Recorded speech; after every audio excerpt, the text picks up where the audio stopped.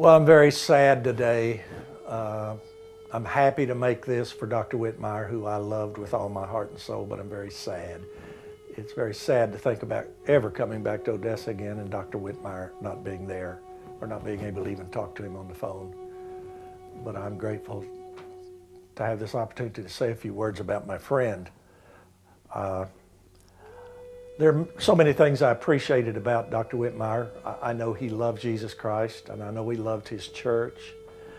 I know he loved the leadership of the church and the people of the church. I know he loved his family, his children. I know how much he loved Tammy Jo and Coach East and Roger and the girls, and how much he prayed and grieved for Teddy to be everything that his daddy could see him being and knew he had the talent to be. I have so many good memories. Dr. Whitmire was not only my friend, I think he considered himself, so I did too, my protector. Most Sundays when I'd come into church, he'd say, anybody bothering you, preacher? You need anybody killed? That was his term. You need anybody killed? No, Dr. Whitmire, everybody's being nice. Well, you let me know. You know nobody's going to touch you. And even as he got older, that never left him.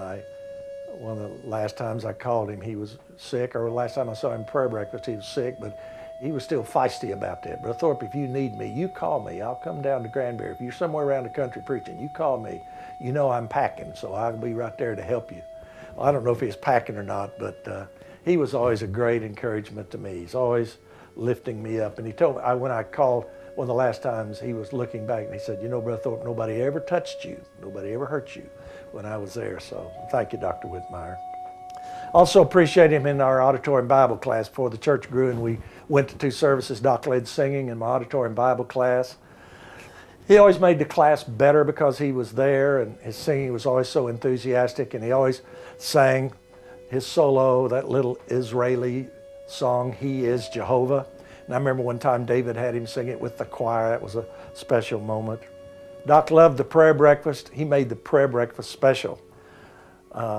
Never knew what Doc was going to say about his beautiful, sexy wives, or when he trashed the Dixie Chicks one morning. And the time before last I was there, he brought his dog to prayer breakfast. Wanted me to meet his dog. Came over from Monahans and brought his dog, which was special.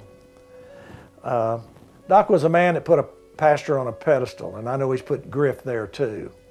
And he just made our lives better by his encouragement. I remember one time he was living out at Crane on the ranch. Coach East will hate me telling this, but he had invited Freddie and I out to have dinner with them one night, and he asked Coach East, said, what are we feeding? And she said, well, I thought we'd have hot dogs. And Doc said, we're not feeding the man of God hot dogs. Now, that wouldn't be right. So that was really funny, and we got a kick out of that. I'll tell you one other thing about Doc. You know, he was a chiropractor. I never had back trouble, so I never had much use to go to him, but I remember one Sunday morning, my head was stopped up with sinuses, and Doc asked me after church, you doing okay? You need anything? And I said, oh, Doc, I'm so stopped up. And he said, well, I can cure that, Brother Thorpe. He said, and he took me in the baptistry room, took hold of both my earlobes and jerked. I thought he'd pulled them slap off of my head, you know, just jerked. And many of you know how strong he was. And in a few minutes he said, how's your sinuses, Brother Thorpe? And I said, you know, Doc, I don't know. My ears hurt so bad I forgot about my sinuses being a problem. But that was my friend. And I love him, and I will love him until I see him again. I've been invited already for next year to speak at a huge men's deal, and they asked me to speak on how a man can encourage his pastor. Well, Dr. Whitmire will be my example of how a man can really encourage his pastor. I'm so sorry, as I said, he's gone. I can hardly think about coming to Odessa and Doc not being there, or not just being able to call him. That's hard for me to think.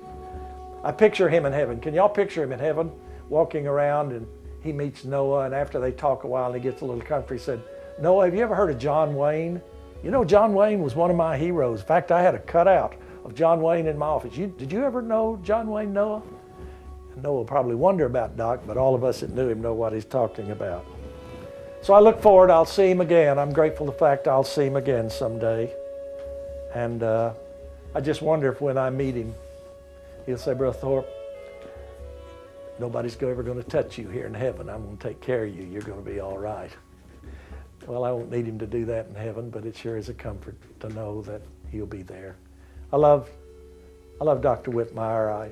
I love his family. God bless you guys. I wish I could be there with you.